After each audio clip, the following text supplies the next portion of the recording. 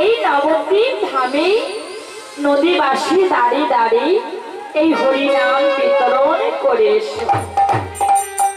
বাহ, এই কৃষ্ণ নাম, এই যে মধুর রসী, মধুর মধুর সুধা, এই কৃষ্ণ নামে মহিমা কি সবাই জানে? এই কৃষ্ণ নামের মহিমা যদি সবাই বুঝতে পারত তাহলে কেউ আর অভক্ত থাকতো না। মহাপ্রভুর বদনে এই কথা আস্বাদন করে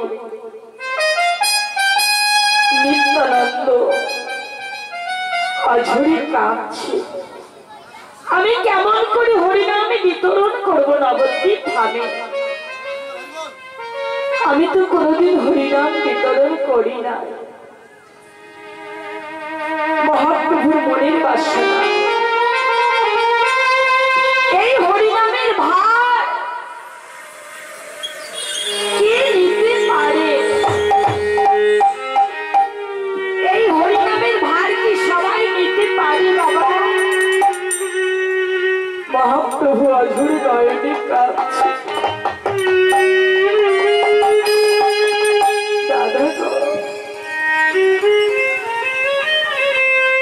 যে নাম গোলকে গোপনে ছিল সেই গোলক গোপন হতে আমি যে হরণ করে এনেছি। কেন দাদা জানো? এই কলির জীবকে উদ্ধার করার জন্য। আর অন্য কোনো বাসনা, অন্য কোনো কামনা কিছুই নেই। একমাত্র বাসনা কলির জীবকে উদ্ধার করব।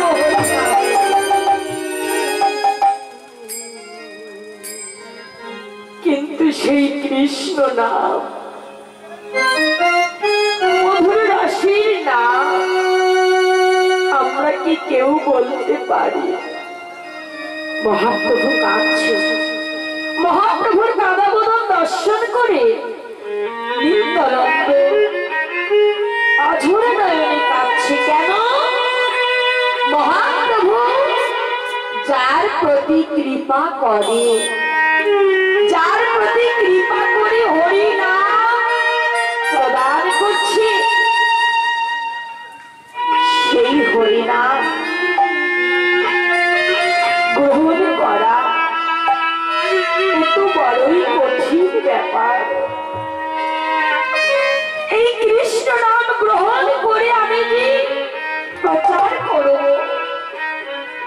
কিন্তু গ্রহণ করার মতো যদি আমার সহ্য ক্ষমতা না থাকে,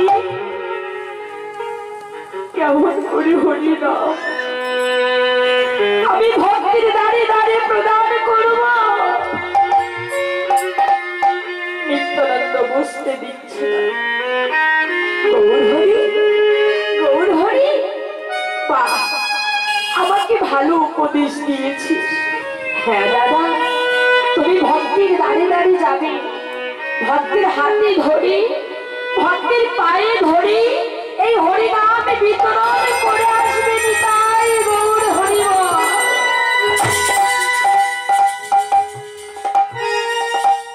নিত্যানন্দ কাঁদছে। নিত্যানন্দ করলেন কি? সেই 16 বস্তা পরিপূর্ণ করে মাল নিয়ে আসবে, ভক্তের দ্বারে দ্বারে বিতরণ করছে। 16 বস্তা মাল যখন ভক্তের দ্বারে দ্বারে বিতরণ করে পাচ্ছে না, বাজারে চলে গেলে বাজারে গিয়ে দেখছে 16 বস্তা মাল নিয়ে যখন বাজারে বসেছে, মালের তো দক্ষিণা আছে বাবা। এই দক্ষিণা সকল দোকানেই খরিদ্দার যাচ্ছে, সকাল থেকে সন্ধ্যা অবধি নিত্য নিত্যানন্দ 16 বস্তা মাল নিয়ে বসে আছে, কোন খরিদ্দার আর মেলে না। তখন নিত্যানন্দ মনে মনে চিন্তা করছে, আমি যে গৌরহরিকে কথা দিয়েছি আমি কিছু মাল বিক্রয় করে আমি ফিরে যাব, কিন্তু সন্ধ্যা নেমে এলো, কেউ তো আমার দোকানে এলো না, আমি কি করব? এমন সময় এক কৃষ্ণ ভক্ত এসে উপস্থিত হলো। কৃষ্ণ ভক্ত জিজ্ঞাসা করছে, বাবাজি আপনার এই 16 বস্তা মাল এখনো পরিপূর্ণ হয়ে আছে? বলছে, হ্যাঁ বাবা, আমি যদি কোনো কৃষ্ণ ভক্ত পেতাম আমার এই 16 বস্তা মালখানি আমি বিনামূল্যে দান করে দিতাম। 16 বস্তা মাল, কিন্তু বস্তার মধ্যে যে কি আছে তা তো জানে না। 16 বস্তা মানে অনেক, কলিযুগের মানুষ লোভী, কিছু দেবে না কিছু নেবে, পাওয়ার আশা বেশি, স্বার্থ না থাকলে সেখানে যায় না। বলছে, ঠিক আছে বাবাজি আমাকে দিয়ে দিন। বলছে, আচ্ছা তাহলে বাবা তুমি 16 বস্তা মাল যদি নিতে পারো তাহলে আমাকে 16 আনা কড়ি দেবে। 16 আনা কড়ি, 16 বস্তা মালের 16 আনা কড়ি দক্ষিণা। নিতাই গৌর হরি বল। তাহলে 16 আনা তো কারোর ঘরে অভাব নেই। চিন্তা করছি এমন সুন্দর বাবাজি, কিন্তু 16 আনা বস্তা, আহা 16 বস্তা মাল 16 আনা কড়িতে আমাকে দান করবে? বেশ, আচ্ছা আপনার এই 16 আনা কড়ি দিলে হবে তো বাবা? বলছে, হ্যাঁ আমাকে 16 আনা কড়ি দিলে আমি 16 বস্তা মাল তোমাকে দিয়ে দেবো। ভক্ত দেখুন, আচ্ছা 16 আনা কড়ি দিলে এই 16 বস্তা মাল, বলছে শোনো এই 16 বস্তা মাল 32 মণ হবে। তাহলে তো আরো বেশি, 32 মণ। বলছে, শোনো তুমি এই 16 বস্তা মাল নিয়ে যখন নির্জন একটি গৃহে রাখবে না, একটি ঘরে যখন রাখবি, ওই ঘরের চারিদিক দেওয়ালটি ভিত একটু শক্ত করে রাখবে, কারণ এই 16 বস্তা মাল যেন ভিতের মধ্যে পরিপূর্ণ হয়ে থাকতে পারে। ভিত যদি শক্ত না হয় 16 বস্তা মাল থাকবে না। তাহলে আমি জেনে নিলাম। বলছি বেশ, 16 আনা করি দিল। যখন 16 বস্তা মাল দান করে দিয়েছে, দিয়ে অঝোর নয়নে কাঁদছে।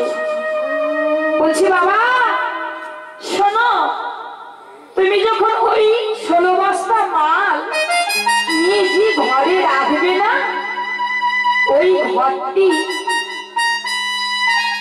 দেখবে ওই ঘরের চারিদিক 9টি দরজা আছে। ওই 9টি দরজার মধ্যে, সকল দরজার মধ্যে আমার এই নামের মধ্য দিয়ে একজন করে অধিকার করে বসে আছে। তারা যেন অসন্তুষ্ট না হয়, আর ওই 9টি দ্বারে সব দ্বার বন্ধ করে একটি দ্বার খুলে রাখবে। নিতাই গৌর হরি বল। তখন বলছি, আমি তো আর বুঝতে পারছি না। বলছে, তোমার বুঝতে হবে না, যাও এই 16 বস্তা মাল নিয়ে তোমার ঘরে গিয়ে যে ঘরে মালখানি রাখবে, ওই ঘরে একটি দরজা খুলে তুমি দিবানিশি এই মালগুলি নিয়ে মনের বাসনা পূর্ণ করে তুমি নাড়াঝাড়া করবে। বাহ, বাবাজি তো ভালো কথা বলছে। সেই 16 বস্তা মালের পরিচয় শুনে ধীরে ধীরে গৃহে ফিরে আসলো। গৃহে ফিরে এসে দিবানিশি মনে মনে চিন্তা করছে, আমি তো চাষি, কৃষি কাজ করে আমার সারাদিন চলে যায়, কিন্তু 16 বস্তার মাল আমি কোন ঘরে রাখবো? আবার সেই ঘরের দরজা বন্ধ করে রাখতে হবে। এই মালগুলি যেন অন্য কেউ চুরি না করে নিতে পারে। আমার দরজা যদি খোলা থাকে, এই মাল কি একা একা চলে যেতে পারে? একা একা ভাবছে, ভাবতে ভাবতে ঘরে এসে মাল রাখার জায়গা পাচ্ছে না। এ ঘর ও ঘর ও ঘর দেখতে দেখতে সব ঘরেই তো মানুষ বসে আছে, কিন্তু যে ঘরে কেউ নাই সেই ঘরে রাখতে বলেছে। বাবাজি কি করলো, বাহিরে একটি মন্দির ছিল, সে মন্দিরের মধ্যে 16 বস্তা মাল পরিপূর্ণ করে বলছে, গিরিধারী, তুমি ছাড়া তো আমার আর কেহ নেই। আমার এই 16 বস্তা মালখানি যেন এই ঘরেই থাকে, আর আমি প্রত্যেক দিন সন্ধ্যায় এসে আমি এই মালখানিকে ব্যবহার করব। গিরিধারীকে সাক্ষী রেখে সন্ধ্যায় মন্দিরের মধ্যে 16 বস্তা মাল রেখে দিল। রেখে দিয়ে 16 বস্তা, ওই বস্তাকে যখন মাথায় করেছে, তখন সেই ভক্তের নামের কৃপা বর্ষণ হয়ে গেছে। নিতাই গৌর হরি বল।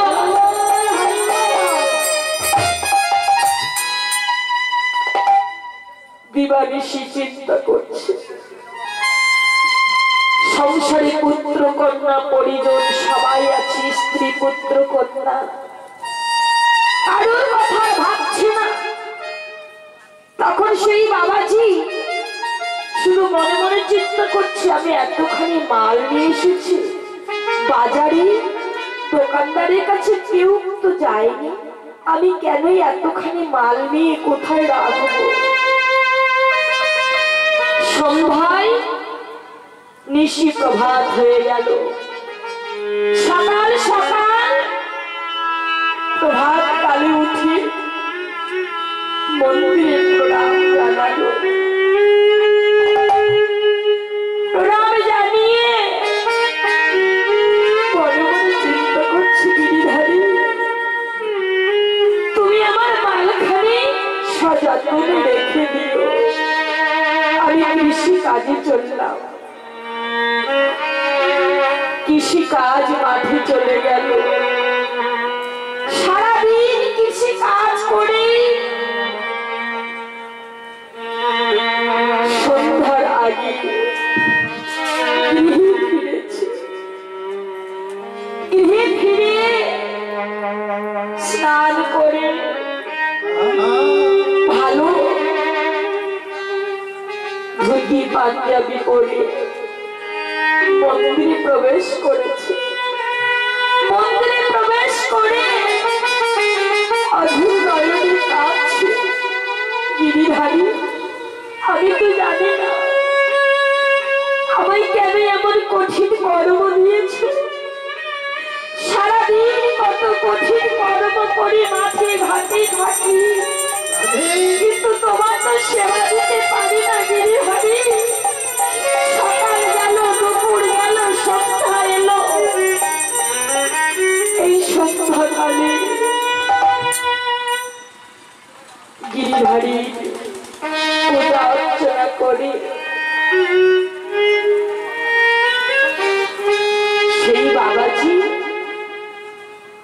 মন্দিরে বসে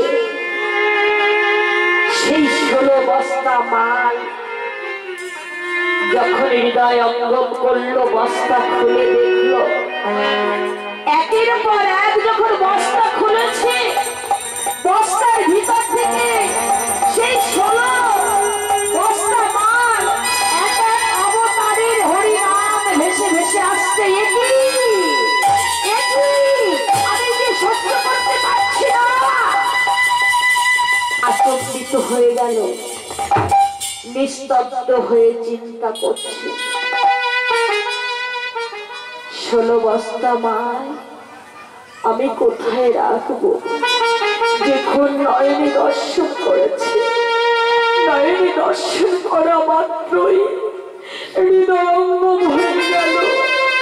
যখন হৃদয় অঙ্গম হয়েছে, সন্ধ্যাকালে গৃহে বসে, মন্দিরে বসে অঝোর নয়নে কৃষ্ণ নাম করছে। কৃষ্ণ নাম করতে করতে গিরিধারীকে বলছে, গিরিধারী তুমি ছাড়া তো আমার আর কেউ নেই। আমার এই পরিবারে দেখছো 16 বস্তা মাল কেউ আর নিতে চায় না। সারাদিনের মধ্যে মন্দিরে দরজা কেউ খুলল না। অঝোর নয়নে কাঁদছি, কাঁদতে কাঁদতে গিরিরাজের চরণ তলে একটি মাটির কলসি, সেই মাটির কলসিটি নিয়ে কোলে বসিয়ে কৃষ্ণ নাম করছে, অঝোর নয়নে কাঁদছে। কৃষ্ণ কথা ভেবে ভেবে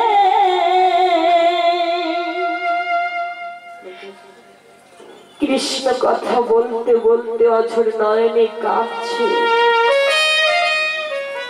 কাঁদতে কাঁদতে কোলে জলের কলসি, একটি মাটির কলসি, জল শূন্য কলসি, সেই মাটির কলসিটি কোলে নিয়ে কৃষ্ণ নাম করছে আর অঝোর নয়নে কাঁদছে। আর গিরিরাজকে বললেন, গিরিরাজ তোমার চরণে আমার তো দেওয়ার মতো কিছুই নেই, তোমার চরণে দেওয়ার মতো কিছুই নেই। তুমি আমায় যা দিয়েছো, কিন্তু কঠিন কর্ম করার শক্তি দিয়েছো, কিন্তু তোমার চরণ সেবার তো অধিকার দাওনি। চরণ সেবার অধিকার আমায় দাও। 64 রসের সেবা, 64 রকমের সেবা, তার মধ্যে আমায় কোনো সেবা যদি না দাও, আমি তোমার কৃপা পাবো কেমন করে?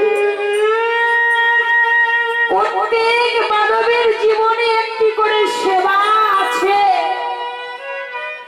আপনারা কেউ বলতে পারবেন না যে আমার কোনো সেবার অধিকার নেই। আমাদের সেবার অধিকার করে দিতে হবে।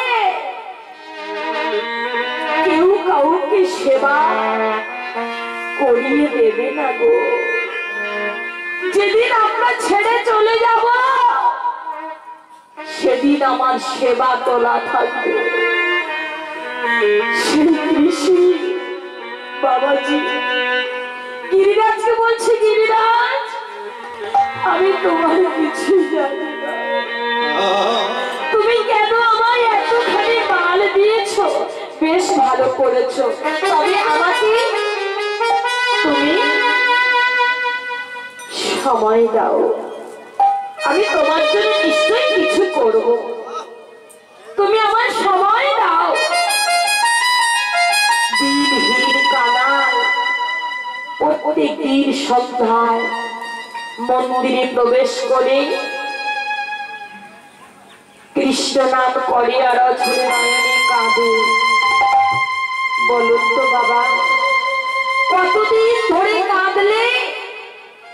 মাটির কলসি পরিপূর্ণ হয়ে যায়। কতদিন কি মা এমন ভক্ত কি আছে কতদিন ধরে কাঁদলে নয়নের জল টপ টপ করে পড়ছে কলসির মধ্যে, সেই কলসি পরিপূর্ণ হয়েছে।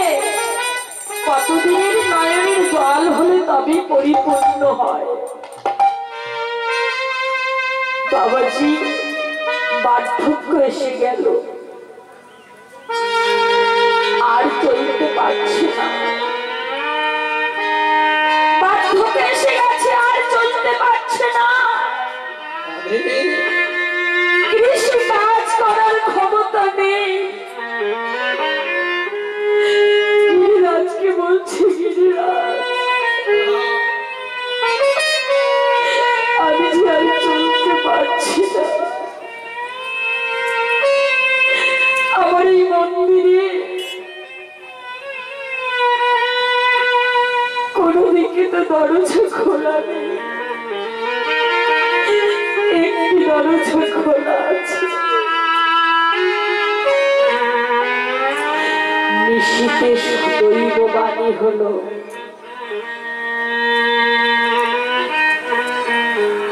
কৃষক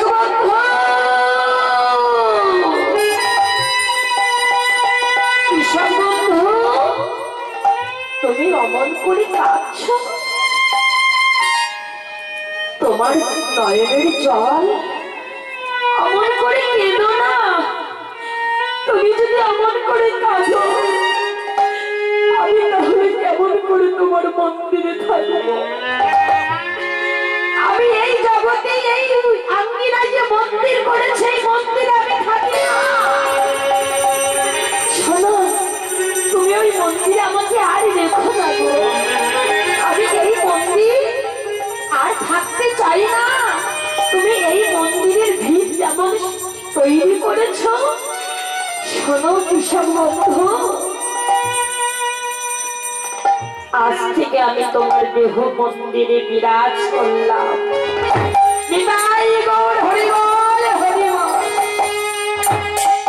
দেহ মন্দিরে বিরাজ করে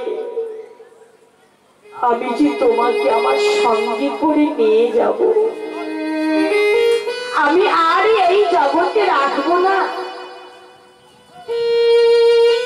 প্রভাত হয়ে গেল, একই আমায় যে কৃষকের কাজ করতে হবে, কিন্তু চলতে পারছে না। কোন রকমে আহার নিদ্রা বন্ধ হয়ে গেল। মন্দিরে যাওয়ার অপেক্ষা। যখন মন্দিরে পরদিন প্রবেশ করলো, আর চলতে পারছে না। কিছুদিন চলে গেল। গিরিরাজকে বললেন, গিরিরাজ তুমি আমায় দেখা দাও, আমি যে আর চলতে পারছি না। হে গিরিরাজ দেখা দাও।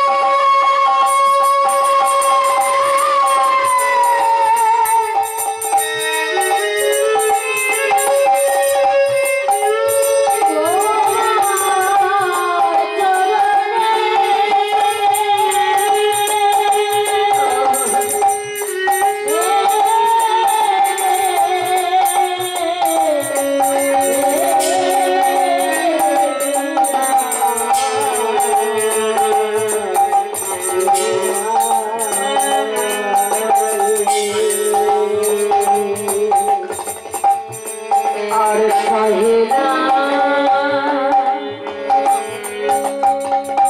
আমার প্রাণে আর সহে না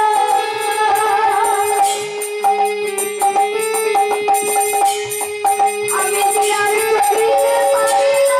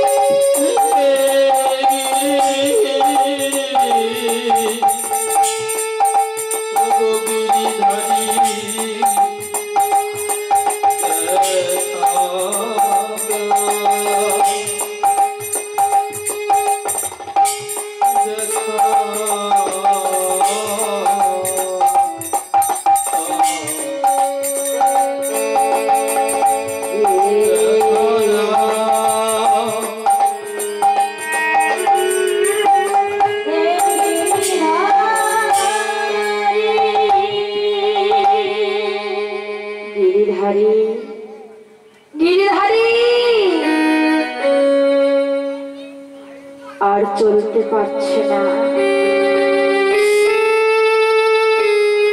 কৃষ্ণ নামে এমন মহিমা নামের কৃপা নামের বর্ষা হয়ে গেল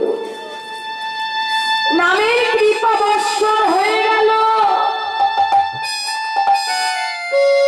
গিরিধারী আমি আর চলতে পারছি না চারিদিকে হাত দিয়ে খুঁজছি কি খুঁজতে লাগলো সেই মাটির কলসি কলসিটি কোলে নিয়ে গিরিধারের সম্মুখে বসে কলসি কক্ষে নিয়ে কাঁদছে কাঁদতে কাঁদতে বলছে গিরিধারী তুমি আমায় কৃপা করো আমি যেদিন এই জগৎ ছেড়ে চলে যাব তোমার সেবার জন্য আমি কিছুই রাখতে পারলাম না গিরিধারী আমার যে এই মাটির কলসি পরিপূর্ণ জল এই জলটি যেন তোমার সেবায় লাগে কয়জন পারে গঙ্গা জল দিয়ে গিরিরাজের সেবা করতে ভগবানের চরণে মিনতি শ্রীমদ ভাগবতে বললেন মহাপ্রভুর চরণ পেতে গেলে এই জগতে কিছুই লাগে না তুলসী দল মাত্র জলস্য চুলকে নবা বিক্রীতে সাবাত্মনাং ভগত ভক্ত বাৎসল্যময়ী মা একটি তুলসী পত্র আর এক বিন্দু গঙ্গার জল যদি কোনো ভক্ত গৌর চরণে অর্পণ করতে পারে তাহলে ভবকর্ণধর নাদের সবাইকে পার করে দেয় তাই সেই কৃষক বললেন হে গিরিধারী তোমার চরণে এই মিনতি যেদিন আমি চলে যাব সেই দিন তুমি আমার হয়ে এই কলসি পরিপূর্ণ করা নয়নের প্রেম অশ্রু বাড়ি এই প্রেম অশ্রু বাড়ি গঙ্গা জল নিয়ে আমি তোমার চরণ ধৌত করে দেব সেই দিন তুমি আমায় কৃপা করো অঝোর নয়নে কাঁদছে অঝোর নয়নে কাঁদতে কাঁদতে সেই কৃষক বাবাজির সন্তান দর্শন করছে মা দর্শন করছে একটি গৃহে, বাবা তো নেই। চারিদিক দর্শন করে মন্দিরে এসে দেখে বাবা গিরিধারীর চরণ তলে। গিরিধারী কি বলছে, প্রভু এ জন্মে নয়, জন্মে জন্মে আমায় যেন চরণ ছাড়া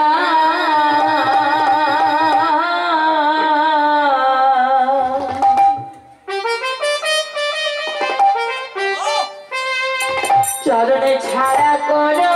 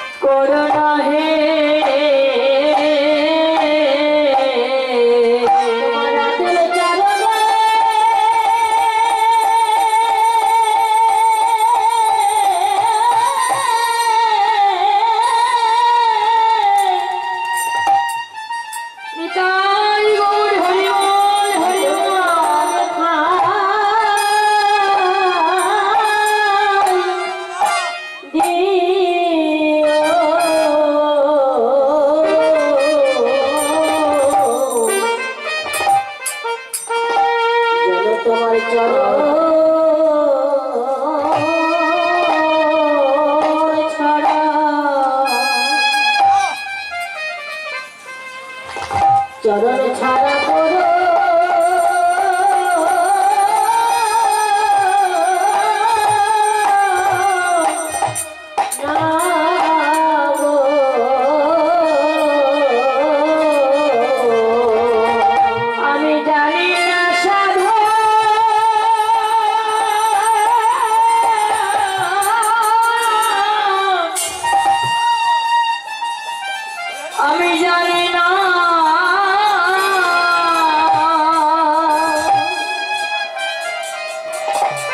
জানি না ভজ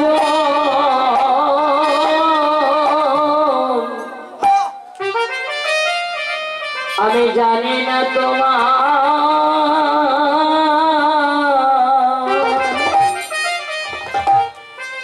কেমন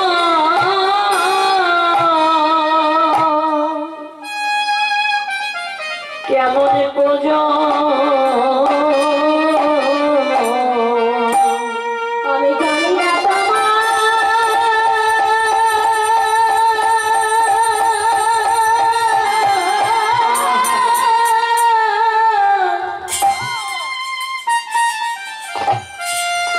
না তোমার কেমন সাধো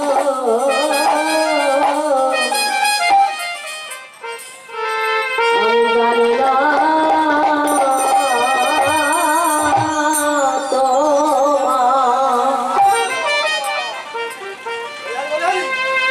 জানি না তোমার কেমন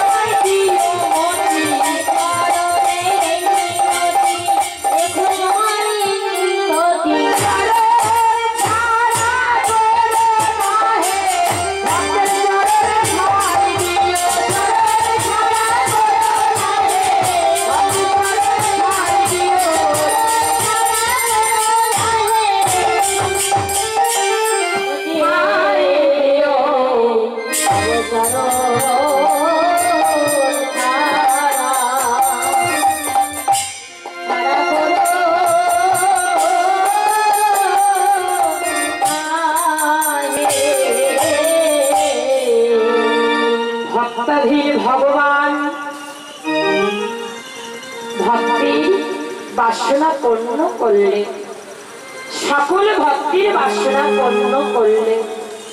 এমনই ভাবে ভক্ত যখন দুটি নয়নের জল দিয়ে কাঁদছে, ভক্ত আর ভগবানের আত্মার মিলন হয়ে গেছে।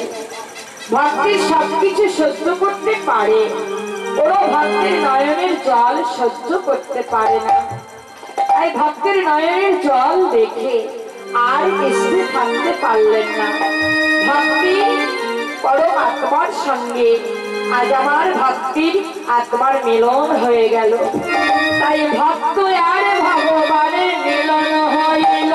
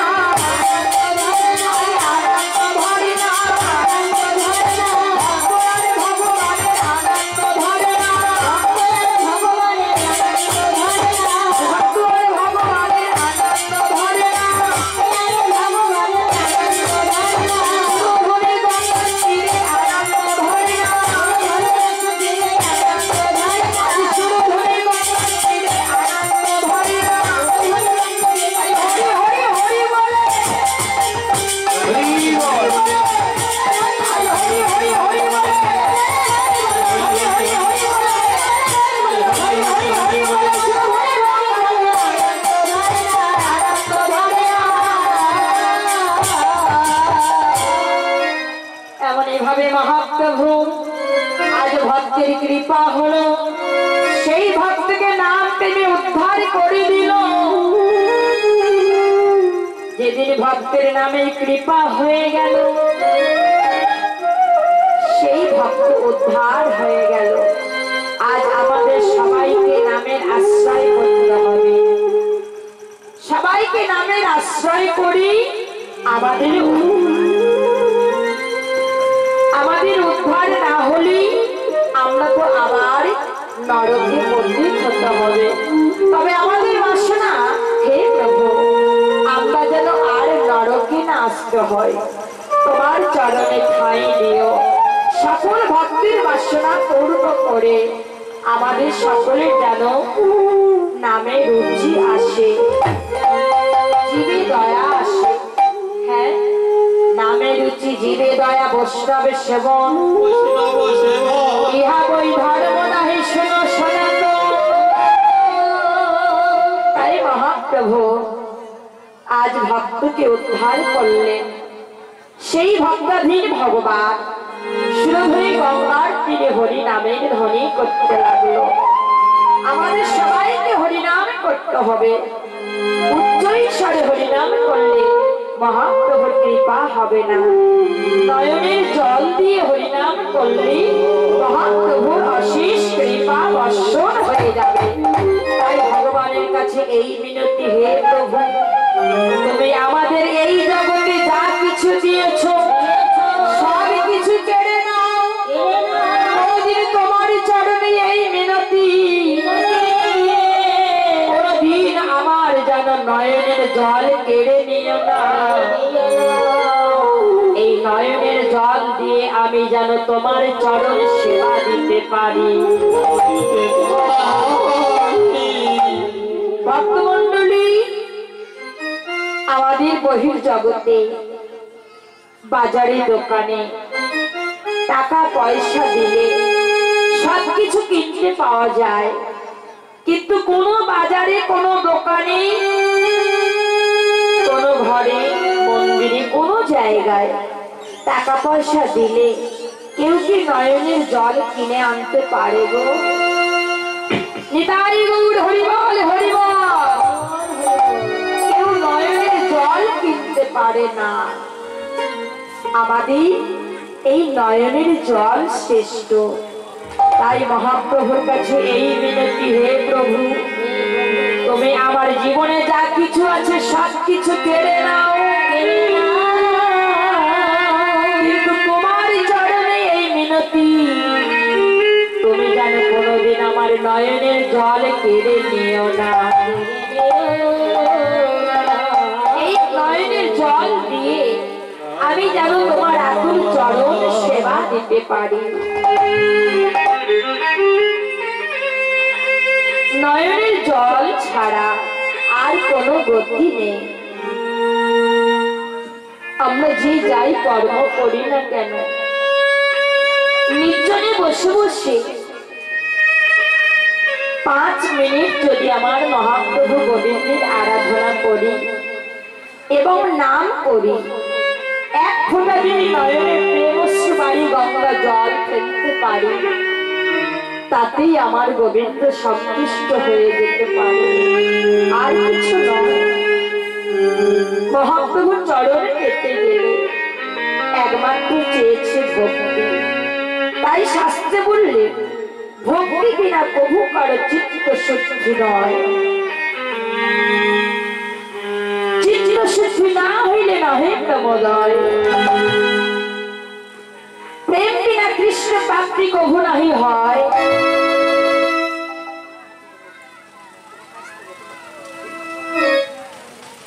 কৃষ্ণ ভক্তি প্রেম ছাড়া গৌর চরণ পাওয়া যায় না।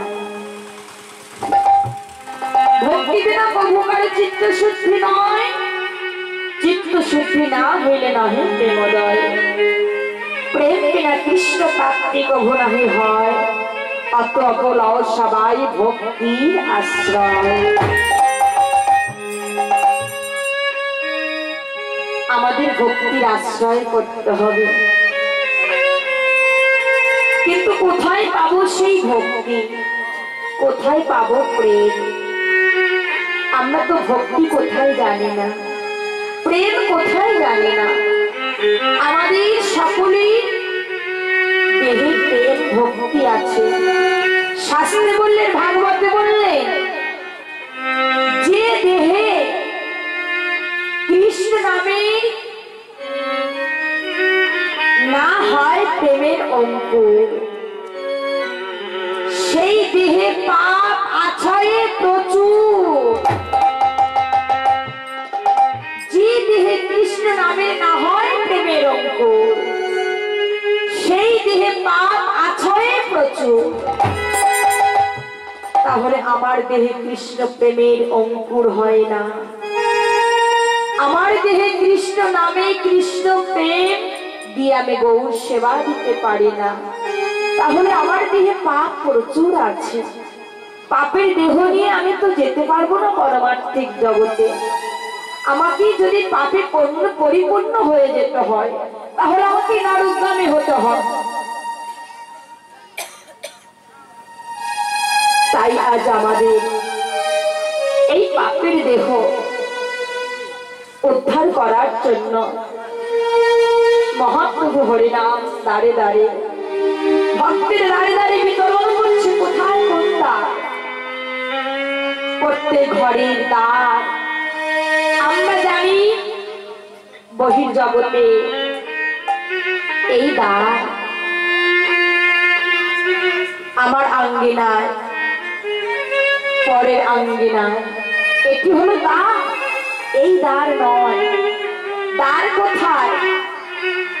আজ আমার এই দেহের মাঝে আমাদের যে নবদা ভক্তি 9টি দ্বার আছে, এই দ্বার দেশে মহাপ্রভু দিবানিশি এই নবদ্বীপ ধামে, দেহটি হলো একটি নবদ্বীপ ধাম। এই নবদ্বীপ ধামে মহাপ্রভু ভক্তকে ডেকে ডেকে, এই পরমাত্মা হলেন আমার অনাদির আদি মহাপ্রভু, আর জীবাত্মা হলেন 5টি আত্মার মধ্যে। জীবাত্মা, ভূতাত্মা, পরমাত্মা, আত্মারাম, আত্মা রামেশ্বর। 5টি আত্মার মধ্যে পরমাত্মা শ্রেষ্ঠ।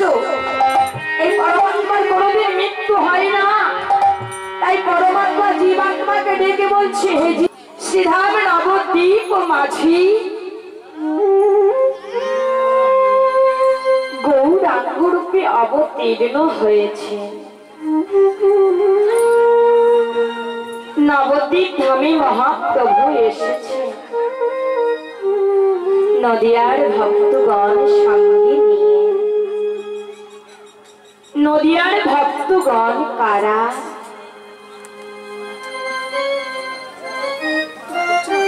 মহাপ্রভু অন্তরঙ্গ যারা। এই নবদ্বীপ ধামে মহাপ্রভুর অন্তরঙ্গ কারা? যারা গৌর চরণ আশ্রয় করে বসে আছে, যারা গৌর চরণ সাধন ভজন করে আছে, যারা নয়ন মদিরে গৌর দর্শন করে। আমার গৌরীর চরণ যারা আশ্রয় করেছে, আমার মহাপ্রভুর ভক্ত। ভক্ত কি সবাই হতে পারে বাবা? কৃষ্ণ ভক্ত মুখে বলা বড়ই সহজ, কিন্তু কৃষ্ণ ভক্ত হওয়া বড়ই কঠিন। তাই মহাপ্রভু বহিরঙ্গ নিয়ে করে নাম সংকীর্তন, আর অন্তরঙ্গ নিয়ে করে প্রেম রস আস্বাদন।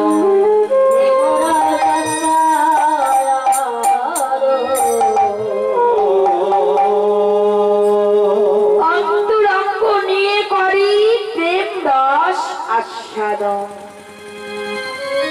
এই নবদ্বীপ ধামে মহাপ্রভু এসেছে কেন? আমাদের মতো পাপী তাপীকে উদ্ধার করার জন্য। তিনি যুগে যুগে অবতার, সত্য ত্রেতা দাপর কলি, কিন্তু 4 যুগে অবতার হয়েছে। আবার ভক্তির কাছে পরাজিত হয়ে গেছে, কিন্তু সেই পতিত জীব এই নবদ্বীপ ধামে সুরধনী গঙ্গার তীরে নামের ধ্বনি করতে লাগলেন। অন্য কোন জায়গায় নয়, নবদ্বীপ ধামে। তাহলে সেই নবদ্বীপ ধাম মহাপ্রভু যখন হরিনামে করতে লাগলো, হরিনামে করতে করতে মহাপ্রভু নিজের নামে নিজে আত্মহারা ভাবে বিভোর হয়ে হরে কৃষ্ণ কৃষ্ণ কৃষ্ণ হরে হরে, হরে রাম রাম রাম হরে হরে। এই 16 নাম 32 অক্ষর, এই 16 নাম 32 অক্ষর নিয়ে মহাপ্রভু নবদ্বীপ ধামে বিতরণ করছে। কিন্তু 16 নাম 32 অক্ষর আমরা সবাই কি সঠিকভাবে উচ্চারণ করতে পারছি বাবা? সঠিকভাবে উচ্চারণ করতে পারছি না। যদি সঠিকভাবে উচ্চারণ করতে পারি তাহলে তো নামের কৃপা হয়ে যাবে। নিতাই গৌর হরি বল হরি বল।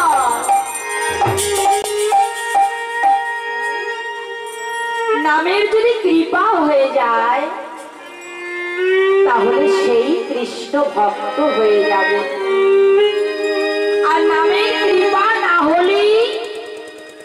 জনমে কৃষ্ণ ভক্ত হতে পারবে না। নাম আর নামে অভি, নাম হলেন আমার অনাদির আদি শ্রী গোবিন্দ, আর নামই হলেন আমার শ্রীমতী রাধা রানী। নিতাই গৌর হরি বল, হরি বল। জয় মহাপ্রভু কি, জয় নিত্যানন্দ প্রভু কি, জয় গৌরধর পণ্ডিত কি, শ্রীনিবাস পণ্ডিত কি, অদ্বৈত প্রভু কি, গৌর ভক্ত বৃন্দ কি, নবদ্বীপ ধাম কি। জয় মহাপ্রভুর জয়। মহাপ্রভু এমনই ভাবে হরিনাম বিতরণ করতে লাগলো। যখন নবদ্বীপ ধামে হরিনাম বিতরণ করছে, তখন মহাপ্রভু কি করলেন? ভক্তি হাতে ধরে পায়ে ধরে হরিনাম বিতরণ করছে। ভক্তের দাঁড়ে দাঁড়ে ভক্তির হাতি ধরে পায়ে ধরে যখন হরিনাম বিতরণ করেছিল, হরি কৃষ্ণ হরে কৃষ্ণ কৃষ্ণ কৃষ্ণ হরে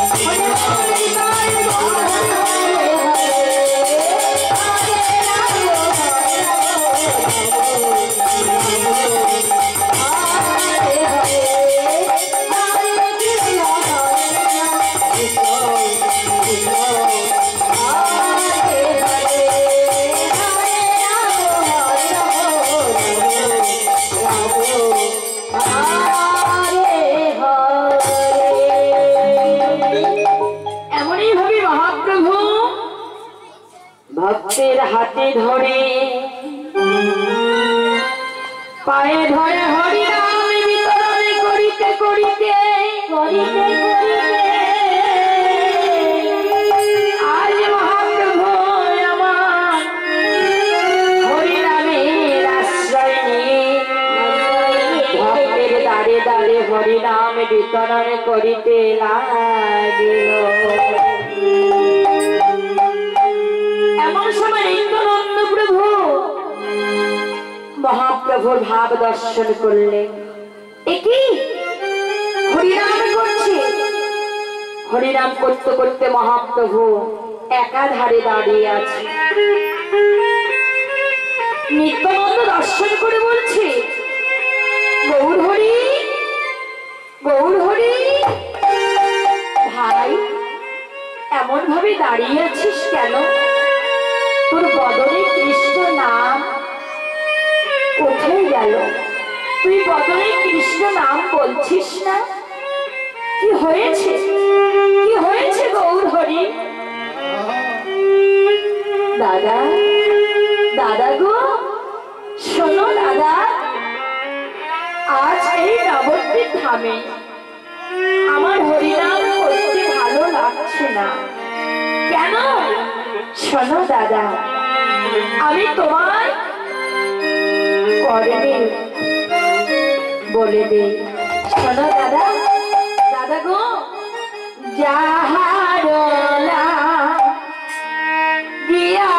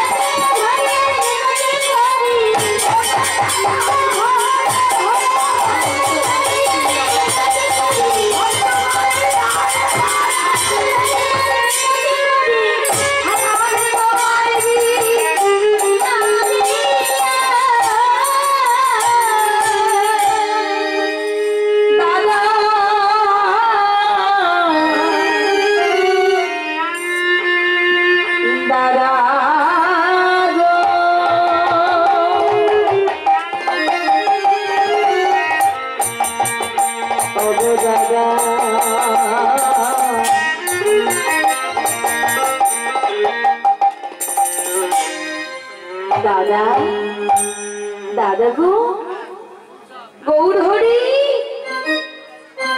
গৌর হরি একই কথা বলছিস? হ্যাঁ দাদা, এই হরিনাম তোমায় কলি যুগে ভক্তির দ্বারে দ্বারে বিতরণ করতে হবে। শোনো দাদা, তুমি ভক্তির দ্বারে দ্বারে যাবে আর ভক্তির হাতে ধরে পায়ে ধরে তুমি হরি নাম বিতরণ করবে। বাহ গৌর হরি, আমাকে আশীর্বাদ কর, আমি যেন হরিনাম বিতরণ করে আসতে পারি। দাদা তুমি আমার করে চিন্তা করো না, যাও। তোমরা সবাই ধরো ধরো হরি নামে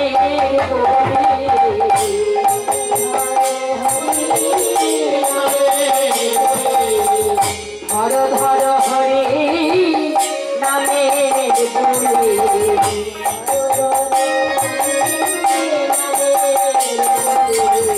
আজ এই হরি নামে সেই হরি নামে ধরো ধরো হরি নামে এই হরি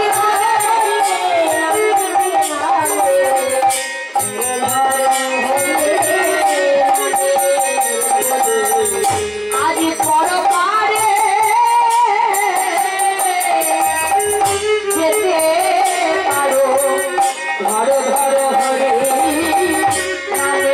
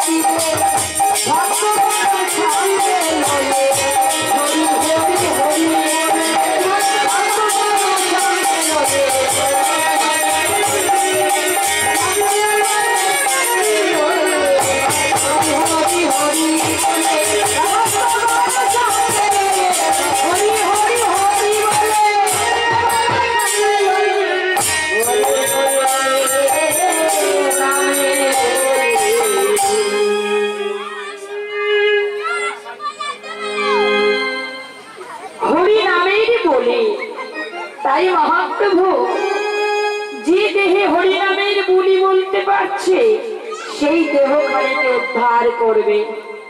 তাই মহাপ্রভু কি হলো? ভক্তির দেহের কান্ডারি হলো। নিতাই গৌর হরিবল হরিবল। তাহলে কোন দেহকে উদ্ধার করবে? আমার দেহের কান্ডারি কি? মহাপ্রভু। আমি যখন এই জগৎ ছেড়ে চলে যাব, আমাকে পার করবে না?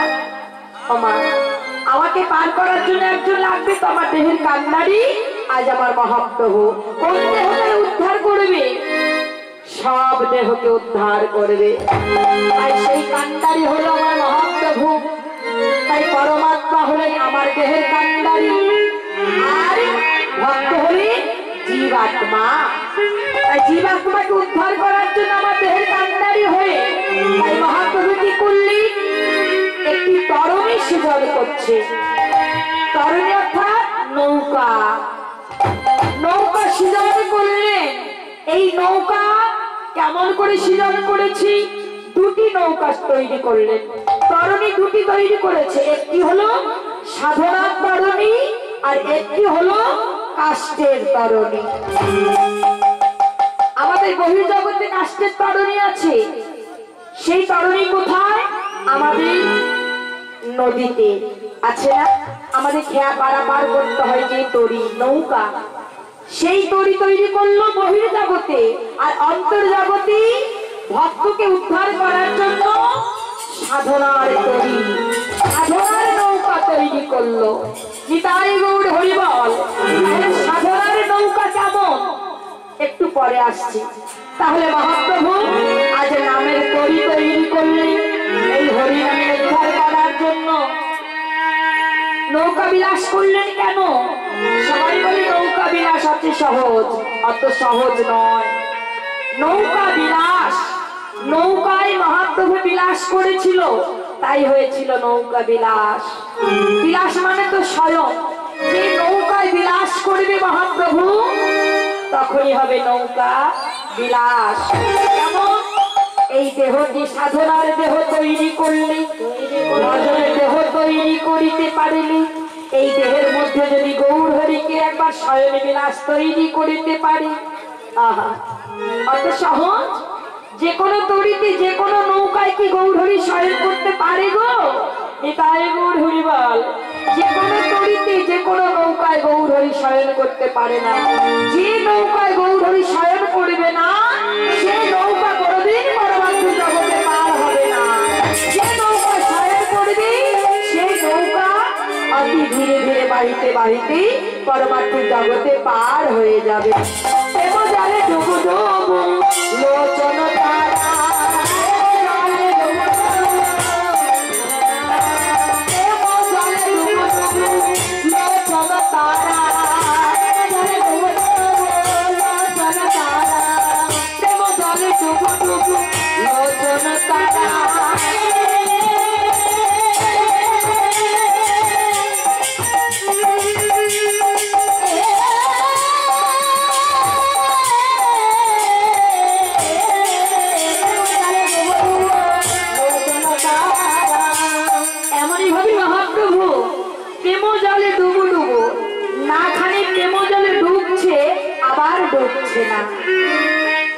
কেন?